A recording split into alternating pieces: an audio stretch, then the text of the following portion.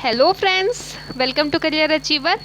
आज जो हम टॉपिक डिस्कस करने वाले हैं वो है एंजाइम लिंक्ड इम्यूनोसॉर्बेंट एसिड। इसको हम शॉर्ट फॉर्म में एलाइजा भी कहते हैं। जितना लंबा नाम है उतना ही इजी टॉपिक है। अगर इससे क्वेश्चन आता है तो आपको टू द पॉइंट लिखना है और पूरे पूरे मार्क्स मिलने के चांसेस होते हैं। ठीक है, इसको हम यूज़ कहाँ करते हैं? इस टेक्निक को हम लेबोरेटरीज, हॉस्पिटल्स में यूज़ करते हैं पैथोजन को डिटेक्ट करने के लिए। रिसर्च लैब्स में भी हम इसका यूज़ करते हैं। अब स्टार्ट करते हैं। हम कुछ हेडिंग्स के अंदर इस टॉपिक को कवर करेंगे। Introduction, history, process, types of ELISA, application of ELISA. ठीक है, तो स्टार्ट करते हैं। हम इसका इंट्रोडक्शन देखते हैं। एलाइजा जो होता है इसको हम एंजाइम लिंक्ड इम्यूनोसॉर्बेंट ऐसे कहते हैं। ये बात मैं अभी भी आपको बता चुकी हूँ। ये एक प्लेट बेस्ड टेक्निक होती है जिससे हम डिटेक्ट करते हैं एंटीजन्स को, that is peptides, proteins, carbohydrate molecules जो भी एंटीजन की तरह एक्ट करते हैं। एंटीजन क्या होते हैं? जैसे ही कोई पैथोजन किसी की बॉडी में एंटर करता है तो उस पैथोजन के सरफेस पे कुछ ऐसे कंपाउंड्स होते हैं जो क्या करते हैं, हमारे इम्यून सिस्टम को प्रोवोक करते हैं, जगाते हैं और उसके अगेंस्ट हमारी बॉडीज़ एंटीबॉडीज़ बनाती हैं। तो ये जो कंपाउंड्स होते हैं इसको हम एंटीजन बोलते हैं। तो इन एंटीजन्स को, ये पेप्टाइड्स भी हो सकते हैं, प्रोटीन भी हो सकते हैं, कार्बोहाइड्रेट नेचर के भी हो सकते हैं, तो इनको हम डिटेक्ट करते हैं। एंटीबॉडीज़ को भी डिटेक्ट करते हैं, हार्मोन्स को, इन सबको डिटेक्ट करने के लिए हम इस टेक्निक का यूज़ करते हैं। तो मैंने कहा ये प्लेट बेस्ड टेक्निक होती है। तो प्लेट कैसी होती है? ये जो आपको प्लेट दिख रही है ये प्लेट होती है, इसको हम बोलते हैं माइक्रो टाइटर प्लेट। माइक्रो टाइटर प्लेट बोल देते हैं, या फिर इसको हम 96 वेल प्लेट भी बोलते हैं, या फिर इसको हम क्या बोलते हैं, पॉलीस्टेराइन प्लेट बोलते हैं। ये किसकी बनी हुई होती है? पॉलीस्टेराइन की बनी हुई होती है। अब होता क्या है, हम इस टेक्निक में एंटीजन या फिर एंटीबॉडीज़ डिटेक्ट करते हैं। तो अगर हमें एंटीजन डिटेक्ट करना होता है ना, अगर ये डिटेक्ट करना है तो एंटीबॉडीज़ प्रेजेंट होंगी। अगर एंटीबॉडीज़ डिटेक्ट करनी होती है तो एंटीजन प्रेजेंट होता है ना। तो इसमें एंटीजन कैसे प्रेजेंट होगा? तो जैसे ये जो प्लेट है इसके अंदर एड्जॉर्ब होता है, यानी कि अगर हमें एंटीबॉडी डिटेक्ट करनी है तो एंटीजन इसके अंदर होगा। हम सैंपल डालेंगे तो उस सैंपल के अंदर हमारी एंटीबॉडीज़ होगी। साथ ही साथ हमें इसमें क्या लगता है, इसके अलावा इस टेक्निक में हम एंजाइम लिंक्ड एंटीबॉडीज़ का भी यूज़ करते हैं और हम सबस्ट्रेट का भी यूज़ करते हैं। तो इन सारी चीज़ों का हम यूज़ करते हैं। अब कैसे करते हैं वो हम आगे देखेंगे। ये बहुत ही ज़्यादा इम्पॉर्टेंट डिटेक्शन टेक्निक है। इसमें हम एंटीजन और एंटीबॉडी इंट्रैक्शन को डिटेक्ट करते हैं। जो एंटीबॉडीज़ होती हैं वो हाईली स्पेसिफिक होती है। अगर किसी को ए इन्फेक्शन हुआ है तो उसके अगेंस्ट ए एंटीबॉडीज़ ही बनेगी, बी एंटीबॉडीज़ ए इन्फेक्शन से नहीं लड़ सकती। तो एंटीबॉडीज़ जो होती हैं वो हाईली स्पेसिफिक होती हैं।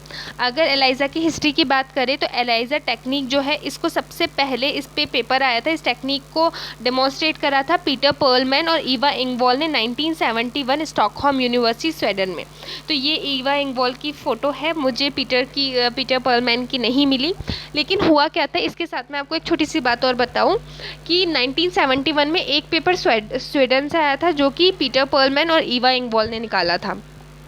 एक पेपर नीदरलैंड से भी आया था जो कि शूर्स और वीमेन ने पब्लिश करा था सेम टेक्निक के ऊपर। लेकिन क्रेडिट जो दिया जाता है एलाइजा का वो पीटर पर्लमैन और ईवा इंगवॉल को ही दिया जाता है।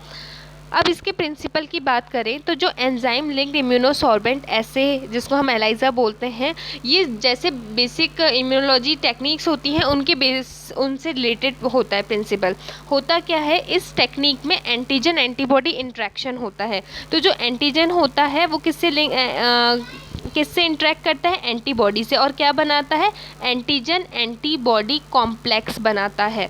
अब ये जो एंटीजन एंटीबॉडी कॉम्प्लेक्स होता है, तो चाहे हम एंटीजन डिटेक्ट करें या फिर एंटीबॉडी, ये कॉम्प्लेक्स तो बनेगा ही बनेगा। इसके ऊपर फिर हम एंजाइम लिंक्ड एंटीबॉडीज़ ऐड करते हैं, वो जाके इस कॉम्प्लेक्स से बाइंड करती हैं। याद रखना, अगर ये कॉम्प्लेक्स होगा तभी वो बाइंड करेगी, अगर ये कॉम्प्लेक्स फॉर्म नहीं हुआ होगा तो बाइंड नहीं करेगी। इसके बाद हम सबस्ट्रेट ऐड करते हैं। ये सबस्ट्रेट जो होता है वो कलर फॉर्मेशन देता है, जिससे हमें पता चल जाता है पर्टिकुलर एंटीजन या फिर पर्टिकुलर एंटीबॉडी जिसको हम सर्च कर रहे हैं वो प्रेजेंट है।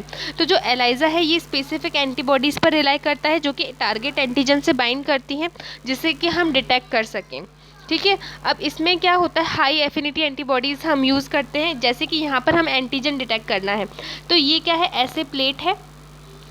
अब इसमें हमारी जो एंटीबॉडी है वो कोटेड है। अब ये जो एंटीजन है ये क्या करे, जैसे हमने सैंपल डाला तो ये एंटीजन जाके इस एंटीबॉडी से बाइंड हो गया। अब इसके ऊपर हम क्या करेंगे, जब हम इसके ऊपर सैंपल डालेंगे तो इसके अंदर हम क्या डालेंगे, एंटीबॉडी लिंक विद एंजाइम, वो एंटीबॉडी डालेंगे जो कि एंजाइम से लिंक होगी। उसके ऊपर सबस्ट्रेट ऐड होगा जो कि हमें सिग्नल दे देगा कि हमारा एंटीजन प्रेजेंट था या नहीं था।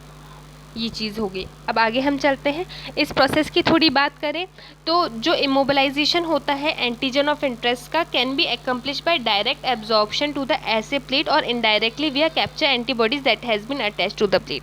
दो तरीके से हम एब्जॉर्ब करते हैं, ठीक है। अगर मैंने आपको बताया हमारे प्लेट पे एक चीज़ एब्जॉर्ब होगी, अगर हमें एंटीजन डिटेक्ट करना है तो एंटीबॉडी होगी, एंटीबॉडी डिटेक्ट करनी है तो एंटीजन होगा, है ना, कोई भी एक चीज़ होगी।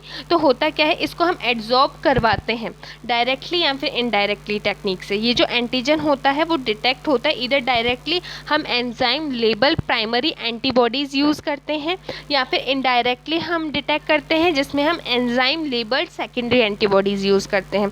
तो एक होता है प्राइमरी एंटीबॉडी, एक होती है सेकेंडरी एंटीबॉडी। प्राइमरी एंटीबॉडी में एक ही एंटीबॉडी लगती है। अगर हम primary antibodies enzyme label primary antibodies use करते हैं तो उसको हम डायरेक्ट एलाइज़ा टेक्निक कहते हैं। अगर हम enzyme labelled secondary antibody use करते हैं तो उसको हम इनडायरेक्ट एलाइज़ा कहते हैं। तो इसके टाइप्स भी हम आगे देखेंगे। साथ ही साथ इसमें हम क्या करते हैं, एंजाइम यूज़ करते हैं, एल्कलाइन फॉस्फेट, हॉर्स रेडिस पेरोक्सिडेज, इन एंजाइम का यूज़ करते हैं। और ज़्यादातर जो हमारा सबस्ट्रेट होता है जो हम यूज़ करते हैं वो इससे एंटीबॉडी से कॉन्जुगेट होती हैं। ये जो एंजाइम्स होते हैं वो कॉन्जुगेट होते हैं एंटीबॉडी सेकेंडरी एंटीबॉडीज़ से। हॉर्स रेडिस पेरोक्सिडेज या फिर एल्कलाइन फॉस्फेट कॉन्जुगेट हम यूज़ करते हैं। और इसके बाद हम क्या यूज़ करते हैं, सबस्ट्रेट यूज़ करते हैं। ये जो सबस्ट्रेट होते हैं वो क्या करते हैं, कलर प्रोडक्शन करते हैं। कलर प्रोडक्शन अगर होगा तो हमें पता चल जाएगा कि हमारा पर्टिकुलर पैथोजन प्रेजेंट था। इसको हम डिटेक्ट कैसे करते हैं, इसको हम डिटेक्ट करने के लिए इंस्ट्रूमेंट्स होते हैं, स्पेक्ट्रोफोटोमीटर, फ्लोरोमीटर, ल्यूमिनोमीटर, ये सारे इंस्ट्रूमेंट्स होते हैं। एक और इम्पॉर्टेंट इंस्ट्रूमेंट होता है जिसको बाद में डेवलप करा गया, वो है एलाइज़ा रीडर। तो हम लोग बेसिकली एलाइज़ा रीडर पर काम करते हैं, हमें रीडिंग मिल जाती है, ग्राफिकल रिप्रेजेंटेशन देता है, ग्राफ रिप्रेजेंट होता है जिससे हमें पता चल जाता है कि कितना टाइटर प्रेजेंट था। एक ये बात होगी। और दूसरी बात ये कि स्पेक्ट्रोफोटोमीटर का भी लेक्चर आएगा आने वाले समय में, क्योंकि ये भी इंपॉर्टेंट इंस्ट्रूमेंट है जिसको हमें डिस्कस करना है। अब हम जैसे ये तो मैंने आपको एज अ प्रोसेस बताई, अगर आप पॉइंट डाल के एंजाइम को हाईलाइट करके लिखोगे तो आपको अच्छे से मार्क्स मिल जाएंगे। एंजाइम कौन कौन से यूज़ होते हैं, बेसिकली हम alkaline phosphatase, horseradish peroxidase, beta galactosidase enzyme use करते हैं इस टेक्निक में। सबस्ट्रेट हम यूज़ करते हैं, सबस्ट्रेट जो होता है वो एंजाइम स्पेसिफिक होते हैं। मान लीजिए अगर हम पेरोक्सिडेज एंजाइम यूज़ कर रहे हैं तो उसके लिए हम O phenyl diamine dihydrochloride substrate use करते हैं। अगर हम एल्कलाइन फॉस्फेटेज यूज़ कर रहे हैं तो उसके लिए हम पैरा नाइट्रोफिनाइल फॉस्फेट जो सबस्ट्रेट होता है ये यूज़ करते हैं। ये जो सबस्ट्रेट होता है वो एंजाइम से बाइंड होता है, वो उस एंजाइम से बाइंड होगा जिस पर already antigen antibody complex present होगा, और उसके बाद ये कलर चेंज देगा। ये जो कलर होता है वो तो हमें दिख जाता है कि कलर चेंज हो गया, टेस्ट पॉजिटिव है, लेकिन फिर इसके हम ओडी भी चेक करते हैं, स्पेक्ट्रोफोटोमीटर या फिर जो हमारा कैलोरीमीटर, फ्लोरोमीटर, ल्यूमिनोमीटर, एलाइज़ा रीडर, बहुत सारे इंस्ट्रूमेंट है जिससे फिर इसकी हम रीडिंग चेक करते हैं। इसमें हम रीड करते हैं, एलाइज़ा रीडर भी होता है जिससे हम रीड कर सकते हैं इस टेक्निक को। इसके 4 टाइप्स होते हैं, एक होता है डायरेक्ट एलाइज़ा, एक होता है इनडायरेक्ट एलाइज़ा, एक होता है सैंडविच एलाइज़ा, एक होता है अपना कॉम्पिटिटिव एलाइज़ा। तो क्या हुआ था कि मैंने इस पे एक लेक्चर पहले भी बनाया था, बट वो लेक्चर जो था वो थोड़ा ज़्यादा ही प्रैक्टिकल नॉलेज से रिलेटेड हो गया था। फिर मैंने ये सोचा कि आप लोगों को आंसर लिखना है, मेन इम्पॉर्टेंट है, आपको एग्ज़ाम में आंसर लिखना होता है। तो जो प्रैक्टिकल करते हैं उनको तो समझ में आ जाएगा, लेकिन जिनको आंसर लिखना है तो फिर मैंने वो लेक्चर चेंज करा, उसमें मैंने टाइप्स डाले थे, इसमें मैं डालना भूल गई। तो हम आगे आगे इन टाइप्स की बात करेंगे। डायरेक्ट एलाइज़ा, सबसे पहले हम बात करते हैं डायरेक्ट एलाइज़ा की। ये सिंपलेस्ट फॉर्म है एलाइज़ा का, है ना। इसमें एंटीजन कोट होता है वेल्स में बाय पैसिव एड्सॉर्प्शन। आपका जो सैंपल होता है उसके अंदर एंटीजन होता है, उसको हम क्या करते हैं, जब इन वेल प्लेट में डालते हैं और थोड़ी देर के लिए इंक्यूबेट कर देते हैं, तो वो क्या हो जाता है, वो इस सरफेस पे चिपक जाता है, एड्जॉर्ब हो जाता है। इसके बाद हम लेबल्ड एंटीबॉडीज़ इसमें डालते हैं, जो कि किससे, ये देखिए साफ साफ अच्छे से दिख रहा है इसमें। ये हमने क्या करा, हमारे सैंपल में एंटीजन था, तो जब हम इस सरफेस प्लेट पे डालेंगे, इसको इंक्यूबेट कर देंगे, तो पैसिव एड्सॉर्प्शन टेक्निक के थ्रू ये क्या होगा, इससे चिपक जाएगा, एड्सॉर्ब हो जाएगा। उसके बाद हम एंटीबॉडी, जो कि किससे कॉन्जुगेटेड है, एंजाइम से लिंक है, उसको ऐड करते हैं और इंक्यूबेट कर देते हैं एंटीजन के साथ। तो जब हम इसको इंक्यूबेट कर देंगे तो क्या होगा, ये एंटीबॉडी एंटीजन से लिंक हो जाएगी और एंटीजन एंटीबॉडी कॉम्प्लेक्स बनाएगी। इसके बाद हम सबस्ट्रेट डाल देते हैं। सबस्ट्रेट जब हम डालते हैं तो कलर डेवलप होता है, जिससे हमें पता चल जाता है टेस्ट पॉजिटिव है ना। ये जितना सिंपल दिख रहा है, थोड़ा टाइम टेकिंग होता है, वैसे ज़्यादा टफ तो नहीं होता, है ना।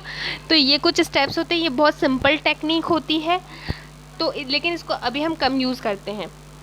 ये सिंपलेस्ट फॉर्म ऑफ एलाइज़ा होता है। यहाँ पे एंटीजन अटैच होता है passively to the plastic solid phase by a period of incubation. Incubation क्या होता है, जो जूलॉजी फील्ड से हैं, जिन्होंने इस टेक्निक को यूज़ करा है, लैब्स में काम करा है, उन्हें पता होगा, जिन्हें नहीं पता उनको मैं बता दूँ।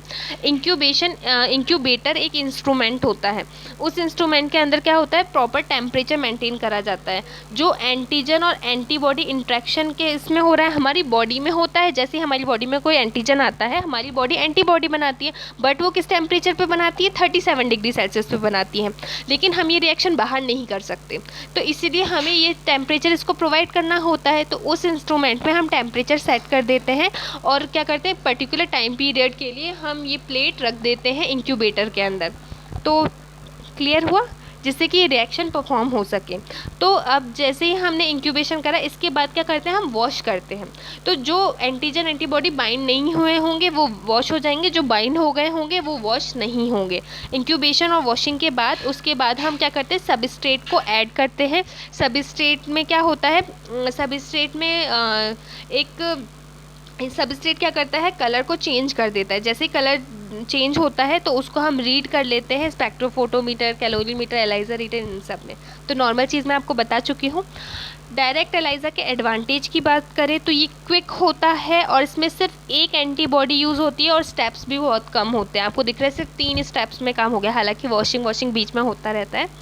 क्रॉस रिएक्टिविटी जो होती है सेकेंडरी एंटीबॉडी से प्राइमरी एंटीबॉडी, यहाँ पे आपको दिख रहा है कि एक ही एंटीबॉडी यूज़ हो रही है, ठीक है, एक ही एंटीबॉडी लिंक हो रही है। इसमें क्या होता है, सिर्फ एक एंटीबॉडी यूज़ होती है। तो जो सेकेंडरी एंटीबॉडी से क्रॉस कंटेमिनेशन, क्रॉस रिएक्टिविटी होती है, वो एलिमिनेट हो जाती है। तो ये इसके फ़ायदे हैं, लेकिन इसमें कई सारे डिसएडवांटेज भी देखने को मिलते हैं। जैसे कि सेल स्मेयर, जो मतलब है ना, हो सकता है कि जो सेल है वो एड्जॉर्ब ना हो सरफेस पे, है ना, नॉन एडहेरेंट सेल हो। इम्यूनो रिएक्टिविटी, मतलब जो प्राइमरी बॉडी है वो रिएक्टिव ना हो उस पर्टिकुलर एंजाइम से। जिस एंटीबॉडी को हमने लेबल कर रखा है वो, मतलब है ना, एक तो वो बहुत ज़्यादा एक्सपेंसिव होती है, टाइम कंज्यूमिंग भी होता है, पहले तो हमें लेबल करना पड़ता है एंटीबॉडीज़ को।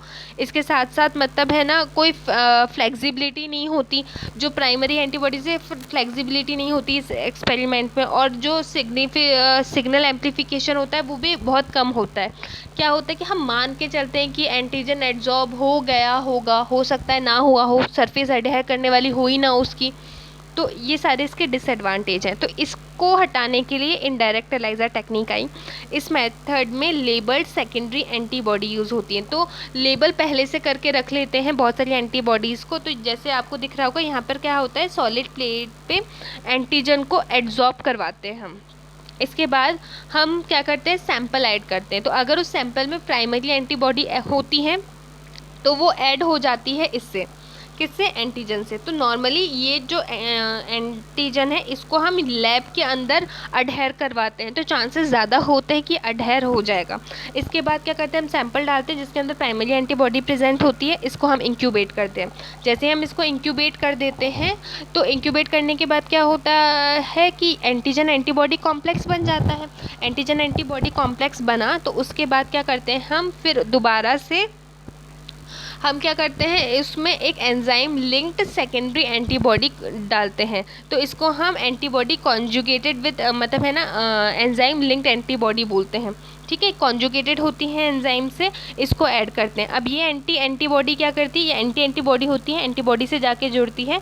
तो ये क्या करती है, ये बनाती है ये एंटीजन एंटीबॉडी एंटीबॉडी कॉम्प्लेक्स, ये बन गया। इसके बाद हम इंक्यूबेट करते हैं, फिर वॉशिंग करते हैं, तो जो भी एक्स्ट्रा चीज़ें होती हैं वो वॉश आउट हो जाती हैं। उसके बाद हम ऐड करते हैं सबस्ट्रेट। सबस्ट्रेट को हम क्रोमोफोर भी कहते हैं। क्रोमोजेनिक सब्सटेंस होता है जो कि कलर प्रोडक्शन करता है। जैसे ही हम इस क्रोमोजन को ऐड करते हैं तो कलर प्रोडक्शन हो जाता है, जिससे हमें पता चल जाता है टेस्ट पॉजिटिव है। तो इनडायरेक्ट एलाइजा मेथड जो है, इसमें हम लेबल्ड सेकेंडरी एंटीबॉडी ऐड करते हैं for the detection on the basis of direct ELISA, and it is the most popular ELISA format. सबसे ज़्यादा पॉपुलर टेक्निक होती है। हम काफ़ी सारे एक्सपेरिमेंट्स, काफ़ी सारे पैथोजेंस को डिटेक्ट करने के लिए इनडायरेक्ट एलाइजा टेक्निक का यूज़ करते हैं। मैं आपको बता दूं कि जो डायरेक्ट एलाइजा है वो हम लेबोरेटरी में नहीं करते, काफ़ी पुरानी टेक्निक है और स्पेसिफिसिटी भी काफ़ी कम होती है, तो इसलिए हम उसको यूज़ नहीं करते। वॉश करने के बाद है ना, इसमें कई सारे वॉशिंग स्टेप होते हैं। आपको दिख रहा होगा यहाँ पर एंटीजन कोट हुआ, एंटीबॉडी हुई, तो हर स्टेप के बीच में वॉशिंग स्टेप होता है, एक्सेप्ट लास्ट, इसको छोड़ दो। तो ये वॉशिंग से क्या होता है कि जो भी एक्स्ट्रा चीज़ें होती हैं जो बाइंड नहीं हुई होती वो वॉश हो जाती हैं, वेल्स वॉश हो जाती हैं, और जितनी भी बाउंड एंटीबॉडीज़ होती हैं वो वॉश नहीं होती, तो उसको हम डिटेक्ट कर लेते हैं। इसको डिटेक्ट करने के लिए क्या करते हैं, हम एंटी स्पीसीज़ एंटीबॉडी अटैच करते हैं एंजाइम से। इसके बाद हम क्या करते हैं, सबस्ट्रेट डालते हैं। सबस्ट्रेट जैसे ही हम डालेंगे तो क्या होगा, कलर डेवलप होगा, और जैसे कलर डेवलप होगा हमें पता चल जाएगा हमारा टेस्ट पॉजिटिव है। इतना कंसेप्ट क्लियर हुआ। देखिए, आपको ये डायग्राम बनाना कंपलसरी है, कुछ करो मत करो डायग्राम ज़रूर बना देना। क्यों? क्योंकि इससे आपके मार्क्स कैप्चर होंगे। अगर आपने इतना लंबा चौड़ा नहीं भी लिखना है तो आप सिर्फ डायग्राम बनाकर आ जाना, आपको एग्जामिनर को देख के पता चल जाएगा, step by step banana, examiner को देख के पता चल जाएगा कि आपका कंसेप्ट क्लियर है। तो डायग्राम आप अपनी कॉपी में बना लीजिए, रफ बना लीजिए याद रखने के लिए। इसके एडवांटेजेस डिसएडवांटेजेस देख लेते हैं। इनडायरेक्ट एलाइजा के बहुत मतलब wide variety of labelled secondary antibodies are available. आज की तारीख में, जैसे मैंने आपको स्टार्टिंग में एक इमेज दिखाई थी, एक और बार दिखा देती हूँ। ये देखिए, ये मैंने आपको इमेज दिखाई थी। तो ये क्या है, ये एक कॉमर्शियल अवेलेबल किट होती है जिसे हम यूज़ करते हैं। इस किट में क्या होता है, सारी चीज़ें होती हैं। इस किट के अंदर हमें एंजाइम भी मिल जाएगा, एंटीबॉडी से कॉन्जुगेटेड वाला एंजाइम मिल जाएगा, हमें सबस्ट्रेट भी मिल जाएगा, है ना। इस प्लेट के अंदर ऑलरेडी हमारा पर्टिकुलर एंटीजन या एंटीबॉडी कोटेड होता है। तो ये सारी चीज़ें हमें ऑलरेडी मिलती है ना। तो ये सारी किट्स है ना कॉमर्शियली अवेलेबल होती हैं मार्केट्स में। तो ये फ़ायदा होता है कि जो सेकेंडरी एंटीबॉडीज़ होती हैं वो अवेलेबल होती हैं कॉमर्शियली, वर्सेटाइल होती हैं, क्योंकि ज़्यादातर जो प्राइमरी एंटीबॉडीज़ होती हैं वो स्पेसिफिक होती हैं, लेकिन सेकेंडरी एंटीबॉडी से बाइंड हो जाती हैं, तो उसे हम यूज़ करते हैं डिटेक्शन के लिए। मैक्सिमम इम्यूनो रिएक्टिविटी देखने को मिलती है प्राइमरी एंटीबॉडी की इम्यूनो रिएक्टिविटी रिटेन रहती है ना। फिर क्योंकि वो लेबल नहीं होती, प्राइमरी एंटीबॉडी को हम लेबल नहीं करते, तो वो क्या होती है, उसकी इम्यूनो रिएक्टिविटी ख़राब नहीं होती, हम सेकेंडरी एंटीबॉडी को वो करते हैं, तो इजीली जो डिटेक्शन होता है वो मैक्सिमम लेवल पर हो जाता है। सेंसिटिविटी इंक्रीज़ हो जाती है, क्योंकि जो प्राइमरी एंटीबॉडी होती है उसके अंदर बहुत सारे सेवरल एपिटोप्स होते हैं जो बाइंड होते हैं लेबल्ड सेकेंडरी एंटीबॉडी से, तो सिग्नल एम्प्लीफिकेशन अच्छे से होता है, मैक्सिमम सिग्नल एम्प्लीफिकेशन देखने को मिलता है। जहाँ पर मिनिमम देखने को मिलता था डायरेक्ट में, इनडायरेक्ट में अच्छा खासा देखने को मिलता है। कुछ डिसएडवांटेज इसमें भी होते हैं, जैसे कि cell smear. Non adherent cell जो होते हैं कवर स्लिप पे, मतलब सेल जो होते हैं वो स्लिप पे अडेयर नहीं करते केमिकल बॉन्ड से, तो ये भी देखने को मिलता है। क्रॉस रिएक्टिविटी देखने को मिलती है, जो एडवांटेज था डायरेक्ट का वही डिसएडवांटेज बन गया इनडायरेक्ट का। क्योंकि यहाँ पर हम सेकेंडरी एंटीबॉडी यूज़ करते हैं, तो सेकेंडरी एंटीबॉडी से कई बार प्राइमरी एंटीबॉडी सेकेंडरी एंटीबॉडी की क्रॉस रिएक्टिविटी देखने को मिल जाती है, जिससे कि सिग्नल्स स्पेसिफिक नहीं आते, तो नॉन स्पेसिफिक सिग्नल्स आते हैं, तो ये एक इसका डिसएडवांटेज है। अब तीसरा होता है सैंडविच एलाइज़ा। जिसने सैंडविच खाया होगा, जिसको पसंद होगा उसको पता होगा कि सैंडविच एलाइज़ा में, सैंडविच में क्या होता है, एक ऊपर ब्रेड होता है, एक नीचे ब्रेड होता है, बीच में होता है आलू, है ना। तो यहाँ पर क्या होता है, जो हमारी इसमें हम क्या करते हैं, सैंडविच एलाइज़ा में हम डिटेक्ट करते हैं एंटीजन को। तो जो एंटीबॉडी होती है वो हमारी किससे कोट होती है, ये जो हमारी वेल होती है, माइक्रोटाइटर प्लेट होती है, इसकी जो वेल होती है उससे हमारी एंटीबॉडी, ये जो एंटीबॉडी है वो अटैच होती है। जब हम सैंपल डालते हैं तो एंटीजन जाके इससे बाइंड होता है। अब ये जो टेक्निक होती है दो तरीके की होती है, एक होता है डायरेक्ट सैंडविच टेक्निक, एक होती है indirect sandwich technique. Direct sandwich technique में क्या होता है, हम एंजाइम लिंक्ड एंटीबॉडी को, सिंगल एंटीबॉडी को यूज़ करते हैं, और क्या होता है, जो क्रोमोजन या सबस्ट्रेट होता है वो हमें क्या दे देता है, सिग्नल दे देता है। एंजाइम को ऐड करने के बाद हम सबस्ट्रेट ऐड कर देते हैं, कलर प्रोडक्शन हो जाता है। इसको हम बोलते हैं डायरेक्ट सैंडविच टेक्निक। कि इसमें सिर्फ प्राइमरी एक ही एंटीबॉडी, मतलब जो एक ही सेकेंडरी एंटीबॉडी यूज़ हो रही है, लेकिन यहाँ पर दो यूज़ होती हैं। जो इनडायरेक्ट सैंडविच टेक्निक होती है, इसमें क्या होता है, इसमें एक तो हमारी एंटीबॉडी यूज़ होती है, इसके बाद एंटीबॉडी जो कि एंजाइम से लेबल होती है वो यूज़ होती है, इसके बाद हम इसमें सबस्ट्रेट डालते हैं, तब डिटेक्शन होता है कलर का। तो इसको हम बोलते हैं इनडायरेक्ट सैंडविच टेक्निक। तो सबसे पहले क्या हुआ, हमारी जो एंटीबॉडी थी वो कोटेड थी वेल्स पे पैसिव एब्जॉर्प्शन मेथड से, और ये वाला जो स्टेप होता है वो कंपनीज करके देती है, इसको हमें नहीं करना होता, ऑलरेडी एब्जॉर्ब होती है। हम क्या करते हैं, सैंपल ऐड करते हैं, सैंपल ऐड करने के बाद इंक्यूबेट कर देते हैं। जैसे हम इंक्यूबेट करते हैं तो एंटीजन एंटीबॉडी कॉम्प्लेक्स बन गया, इसके बाद हम फॉलोइंग टेक्निक करते हैं। अब लेबल्ड एंटीबॉडीज़ डालते हैं, प्राइमरी एंटीबॉडी भी डाल सकते हैं या फिर हम सेकेंडरी एंटीबॉडीज़ भी डालते हैं, जो कि है ना प्राइमरी एंटीबॉडी से लेबल होती हैं। इसके बाद हम सबस्ट्रेट डालते हैं जिससे कि कलर डेवलप हो जाता है। तो जो सैंडविच एलाइज़ा ये भी बहुत ज़्यादा हम यूज़ करते हैं। इनडायरेक्ट और सैंडविच एलाइज़ा का ज़्यादा यूज़ होता है लेबोरेटरी में। तो जो सैंडविच एलाइज़ा होता है ये मोस्ट यूज़फुल इम्यूनो ऐसे फॉर्मेट होता है, डिटेक्ट करते हैं हम सॉल्यूबल एंटीजन्स को इसमें डिटेक्ट करते हैं। दो फॉर्म के एलाइज़ा होते हैं इसमें, एक होता है डायरेक्ट सैंडविच एलाइज़ा, एक होता है इनडायरेक्ट सैंडविच एलाइज़ा। प्रिंसिपल सेम होता है, बस हम ये इंपॉर्टेंट बात ये है कि इसमें हम एंटीजन डिटेक्शन करते हैं। एक चीज़ याद रखने के लिए बता देती हूँ आपको, नॉर्मली लिखोगे तो सही रहेगा। जब आप टाइप्स लिखो, टाइप्स में आप कौन कौन से लिखोगे, डायरेक्ट एलाइज़ा, इनडायरेक्ट एलाइज़ा, सैंडविच एलाइज़ा, और एक और होता है कम्पिटिटिव एलाइज़ा। तो आपको ये लिखना है कि जो डायरेक्ट एलाइज़ा और इनडायरेक्ट एलाइज़ा होता है उसमें हम किसको डिटेक्ट करते हैं, उसमें हम डिटेक्ट करते हैं एंटीबॉडी को, है ना। और जो सैंडविच एलाइज़ा होता है उसमें हम डिटेक्ट करते हैं एंटीजन को, और जो कॉम्पिटिटिव एलाइज़ा होता है इसमें हम दोनों को डिटेक्ट करते हैं, एंटीजन को और एंटीबॉडीज़, इन दोनों को डिटेक्ट कर सकते हैं। तो ये आपको याद रखना है, ये आप लिखोगे तो आपको मार्क्स मिलेंगे। ये डायग्राम प्लीज़ बना लेना, प्लीज़ बना लेना, क्योंकि काफ़ी मार्क्स कैच कर लेगा ये आपके। सैंडविच एलाइज़ा की अगर हम बात करें तो जैसे मैंने आपको बताया वही सब प्रोसेस होती है। यहाँ पे एडवांटेज क्या होते हैं, ये हाईली स्पेसिफिक होते हैं। जो एंटीजन या एनालाइट होते हैं वो स्पेसिफिकली कैप्चर्ड हो जाते हैं और उससे हम डिटेक्ट कर लेते हैं, स्पेसिफिकली जाके अपने उससे बाइंड करते हैं एंटीबॉडी से। सूटेबल होता है कॉम्प्लेक्स बनाने के लिए, मतलब सूटेबल होता है कॉम्प्लेक्स सैंपल बनाने के लिए। जो एंटीजन होता है does not require purification prior to measurement, measure करने के लिए उसको हमें प्यूरीफाई नहीं करना पड़ता, लेकिन हमें इनडायरेक्ट टेक्निक में उसको प्यूरीफाई करना पड़ता है। यहाँ पे फ्लेक्सिबिलिटी और सेंसिटिविटी ज़्यादा होती है। इनडायरेक्ट और डायरेक्ट डिटेक्शन मेथड में ज़्यादा सेंसिटिव होता है, इजीली डिटेक्ट हो जाता है। तो ये टेक्निक होती है जिसको हम सैंडविच एलाइज़ा कहते हैं। इसमें हमने बात कर ली थी फर्स्ट एंटीबॉडी जिसको हम कैप्चर एंटीबॉडी कहते हैं, और एक सेकेंडरी एंटीबॉडी जिसे हम डिटेक्शन एंटीबॉडी। ये दो एंटीबॉडी यूज़ होती हैं, याद रखना है, ये दो एंटीबॉडीज़ यूज़ होती हैं, ठीक है। अब हम बात करते हैं कॉम्पिटिटिव एलाइज़ा की। कॉम्पिटिटिव एलाइज़ा जो होता है इसमें कंपटीशन होता है। अगर आप में से किसी ने रेडियो इम्यूनो ऐसे रिया पढ़ा होगा तो उसको अच्छे से समझ में आ जाएगा।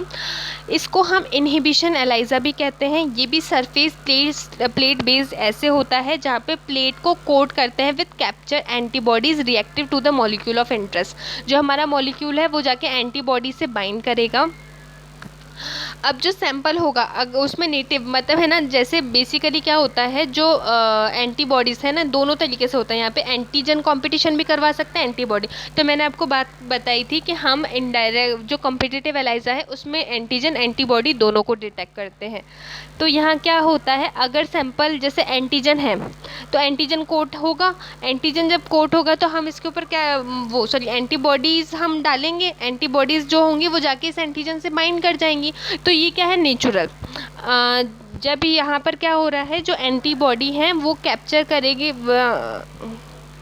एंटीबॉडी एंटीजन से बाइंड करेंगे, तो ये जो एंटीजन होंगे वो नेटिव होंगे, हमारी बॉडी के सैंपल से निकल कर आए हैं, तो ये नेटिव है। यहाँ पर हम क्या करते हैं, लिंक्ड मतलब है ना कॉन्जुगेटेड, फिर एंटीजन यूज़ करते हैं। वो क्या करते हैं, इसको रिप्लेस कर देते हैं, है ना, या कॉन्जुगेटेड एंटीबॉडीज़ यूज़ करती हैं, वो इस एंटीबॉडी को रिप्लेस करके इस एंटीजन के लिए लड़ाई करती हैं और इस एंटीजन से आके जुड़ जाती हैं। इसके बाद हम क्या करते हैं, ये जो कॉन्जुगेटेड होती हैं इसका लेवल हम डिटेक्ट कर लेते हैं, तो इसको हम डिटेक्ट करते हैं। तो यहाँ पर क्या होता है, इसको हटाया जाता है ना, कंपटीशन करके एक चीज़ को भगाया जाता है, उसके बाद हम क्या करते हैं, डिटेक्ट करते हैं, इसको जो एक्सचेंज हुआ होता है उसको हम डिटेक्ट करते हैं। तो जो कम्पिटिटिव एलाइजा होता है इसको हम इनहिबिशन एलाइजा कहते हैं। ये एक प्लेट बेस्ड टेक्निक होती है जहाँ पर प्लेट कोट होती है कैप्चर एंटीबॉडीज से, जो कि जो एंटीबॉडीज़ होती हैं वो एंटीजन से रिएक्ट करती हैं। सैंपल के अंदर जो एंटीजन होता है वो हमारा मॉलिक्यूल ऑफ इंटरेस्ट होता है जिसको हमें डिटेक्ट करना होता है। इसके बाद हम एंजाइम कॉन्जुगेटेड रिकॉम्बिनेंट प्रोटीन जो कंपीटिंग मॉलिक्यूल है उसको वेल्स में ऐड करते हैं। ये कंपीटिटिव मॉलिक्यूल क्या करेगा, जो अमाउंट होता है एंजाइम कॉन्जुगेटेड मॉलिक्यूल का वेल में वो कांस्टेंट होता है। तो जो लेवल ऑफ नेटिव मॉलिक्यूल होता है सैंपल का वो डिटरमाइन हो जाता है bye binding ratio of enzyme conjugated molecule versus native molecule. अब जो एंजाइम कॉन्जुगेटेड मॉलिक्यूल बाइंड हुआ है और जो नेटिव मॉलिक्यूल बाइंड हुआ है उसको क्या करते हैं, हमारा जो कॉम्पिटिटिव एंटीजन होता है वो उसको रिप्लेस करता है ना, इंक्यूबेशन के बाद। अब इसमें क्या होता है, इसमें क्या होता है, जब इंक्यूबेशन होता है, इंक्यूबेशन के बाद क्या होता है, जो अनबाउंड एंटीबॉडीज़ होती हैं वो वॉश ऑफ हो जाती हैं। उसके ऊपर से हम सबस्ट्रेट एंजाइम सबस्ट्रेट यूज़ करते हैं, हॉर्सरेडिस पेरोक्सिडेज वगैरह हम यूज़ करते हैं वेल्स में। उसके बाद क्या होता है, इसके बाद हम उसके ऊपर सबस्ट्रेट डालते हैं। सबस्ट्रेट डालते हैं तो जो प्रेसिपिटेट होता है वो येलो हो जाता है ना, जैसे हम स्टॉप सॉल्यूशन डालते हैं तो वो येलो हो जाता है। अब एक बार इसमें ऐसे देखिए, आपको यहाँ पे दिख रहा है हम एंटीजन का भी कंपटीशन कराते हैं, एंटीबॉडी का भी कंपटीशन कराते हैं। तो बेसिकली कॉम्प्लेक्स में क्या है, antigen antibody labelled antibodies mix है। फिर यहाँ पे कॉम्पिटिटिव एंटीजन आया, इस कॉम्पिटिटिव एंटीजन ने क्या करा, इस वाले एंटीजन हटा दिया, जो नेटिव एंटीजन था उसको हटा के वो उसने उसको रिप्लेस कर लिया, है ना। जो अनबाउंड है वो तो वॉश हो जाएंगे। अब इसके बाद क्या होगा, जब हम सबस्ट्रेट ऐड करेंगे तो जहाँ पर सबस्ट्रेट बाइंड होगा उसको हम डिटेक्ट कर लेते हैं। इनडायरेक्ट एलाइजा में भी सेम ऐसा ही होता है, थोड़ी कॉम्प्लेक्स चीज़ें आ जाती हैं, प्राइमरी एंटीबॉडी लेबल्ड एंटीबॉडी ये सारी चीज़ें आती हैं, सैंडविच भी होता है। तो कंपटीशन हम तीनों तरीके से कराते हैं। बेसिकली हम इतना कॉम्प्लेक्स नहीं कराते जितना मैंने इसमें पढ़ा, हाँ, तो इतना कॉम्प्लेक्स नहीं होता। होता क्या है, हम लोग क्या करते हैं, जैसे कोई पर्टिकुलर एंटीबॉडी अटैच है तो जब हम सैंपल डालेंगे तो एंटीजन आके इससे अटैच होगा, एंटीजन एंटीबॉडी कॉम्प्लेक्स बन जाएगा। हम कॉन्जुगेटेड एंटीजन डाल देते हैं, वो क्या करता है, इसको रिप्लेस कर देता है। जैसे इसको रिप्लेस करेगा फिर एंटीबॉडी डालते हैं जो कि एंजाइम लिंक्ड होती है, इससे आके जुड़ती हैं एंजाइम लिंक्ड एंटीबॉडीज़, क्योंकि एंटीजन तो रिप्लेस हो गया और फिर इसके ऊपर सबस्ट्रेट बाइंड करता है। तो जितना लेबल्ड, तो ये जो कॉन्जुगेटेड एंटीजन होता है इसको हम इजीली डिटेक्ट कर लेते हैं, है ना, क्योंकि है ना ये कॉन्जुगेटेड होता है, चिपका हुआ होता है, तो ये इजीली डिटेक्टेबल होता है। तो कितने मॉलिक्यूल्स को ये रिप्लेस कर रहा है ये इसका भी हमें पता चल जाता है। तो जो कंसंट्रेशन और फिर जब येलो कलर आता है तो इसको हम रीड करते हैं 450 नैनोमीटर पे। इसकी ओडी वैल्यू हम चेक कर लेते हैं। ये जो ओडी होती है इससे हम कैलकुलेट करते हैं कितने मॉलिक्यूल्स प्रेजेंट है और एक स्टैंडर्ड कर्व बना लेते हैं, है ना। तो ये होता है, बेसिकली इतना कॉम्प्लेक्स नहीं होता। सच बताऊं तो मैंने इतना नहीं पढ़ा था, लेकिन जब मैंने पढ़ा तो मैं सोच रही थी कि आपको पता होना चाहिए। अब डेटा हम कैसे इंटरप्रेट करते हैं एलाइजा का। एक्चुअली एलाइजा एक क्वांटिटेटिव टेक्निक है ना, लेकिन हम क्वालिटेटिव भी देख सकते हैं और सेमी क्वांटिटेटिव। क्वालिटेटिव का मतलब बस हमें आंसर देना है हाँ या ना में, कि पैथोजन प्रेजेंट है हाँ या ना, है तो येलो कलर आया तो है, नहीं आया तो नहीं है, ठीक है। तो ये होता है क्वालिटेटिव। तो क्वालिटेटिव में क्या करते हैं, हमें सिर्फ बताना होता है आंसर हाँ या ना कि पर्टिकुलर पैथोजन प्रेजेंट है या नहीं, तो हम कलर देख के बता देते हैं। दूसरा होता है क्वांटिटेटिव। तो यहाँ पर हमें क्वांटिटी देनी होती है। तो जो एलाइजा का डेटा होता है, हम स्टैंडर्ड कर्व बनाते हैं, है ना। तो इस तरीके का एक स्टैंडर्ड कर्व आता है जो हमें बता देता है कि कितना एंटीजन है ना। कंसंट्रेशन हमें पता पड़ जाती है कि कितने टाइटर प्रेजेंट हैं हमारे सैंपल में, तो वो हम रिपोर्ट करते हैं। एक होता है सेमी क्वांटिटेटिव। इसमें एलाइजा जो होता है कंपेयर करता है, जो एंटीजन होता है ऐसे सैंपल में, इसको हम कंपेयर करते हैं। जो डायरेक्ट एंटीजन कंसंट्रेशन होती है और जो सैंपल में होता है उसको हम कंपेयर करते हैं, तो इसको हम सेमी क्वांटिटेटिव एलाइजा कहते हैं, डेटा इंटरप्रिटेशन कहते हैं। ठीक है। कुछ कैसे काम करते हैं, तो इसका अगर आपको यूज़ ना हो तो आप लिखना तो मत, बिल्कुल कोई ज़रूरत नहीं है, क्योंकि लैब में क्या करते हैं, हम स्टैंडर्ड की प्रिपरेशन करते हैं। हम एक बफ़र भी बनाते हैं, सॉरी मैं बताना भूल गई कि इसमें हम फॉस्फेट बफ़र यूज़ करते हैं, PBS बफ़र यूज़ करते हैं। उसका रीज़न क्या होता है कि वो pH को मेंटेन करके रखता है। तो हम स्टैंडर्ड बनाते हैं, सैम्पल डाइल्यूशन प्रिपेयर करते हैं। इसके बाद जो वेल प्लेट होती है उसके अंदर हम सैम्पल डालते हैं और उसको इंक्यूबेट कर देते हैं। फिर हम वॉश करते हैं PBS बफ़र से। जो PBS बफ़र होता है ये pH मेंटेन करके रखता है, और जो एक्स्ट्रा चीज़ें होती हैं जो बाइंड नहीं हुई होती वो वॉश आउट हो जाती हैं। फिर हम जो एंटीबॉडी प्रिपरेशन करते हैं, लिंक करते हैं एंजाइम से, उसको फिर हम डालते हैं, फिर वो इंक्यूबेट करते हैं, फिर वॉशिंग करते हैं। उसके बाद फिर से हम जो ABC प्रिपरेशन होती है, पेरोक्सीडेज कॉम्प्लेक्स डालते हैं। उसके बाद फिर ये एक पर्टिकुलर किट की मैं आपको प्रोसेस बता रही हूँ, एक किट जो हम यूज़ करते हैं उसकी प्रोसेस है। उसके बाद हम इसको डालते हैं, इसके बाद हम फिर से वॉशिंग करते हैं, फिर हम सबस्ट्रेट डालते हैं और सिग्नल डिटेक्ट कर लेते हैं। इसको डिटेक्ट करने के लिए हम एलाइजा रीडर में ले जाते हैं, जहाँ पर हमें ग्राफिकल रिप्रेजेंटेशन मिल जाता है।